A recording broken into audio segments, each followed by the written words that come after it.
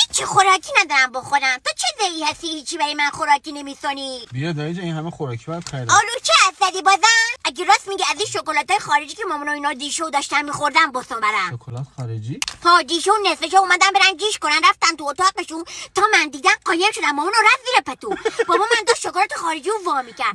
بعد مامان گفت قایم نشو که دیدمت. گفت از زوری بیاو بیرون. شکلات خارجی نبوده دایی جان. پس چه بود؟ چقدر تو فضولی. من رفتم معلممونم داری؟ گفتن گفت هیچکی نباید بفهمه.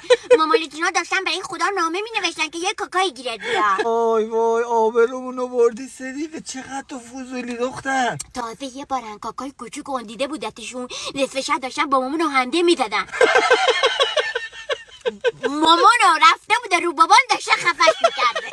تازه دوستم به معلممون گفت مامانش یه بار با همین شکلاتا براشون بادبادک درست کرده بوده.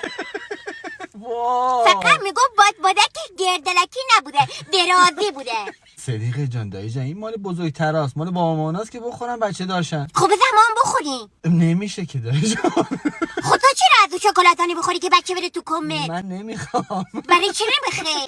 میدونستی باباها پسر میزاین مامان و دختر؟ چی میریم جلوتر داری خوشگلتر میشی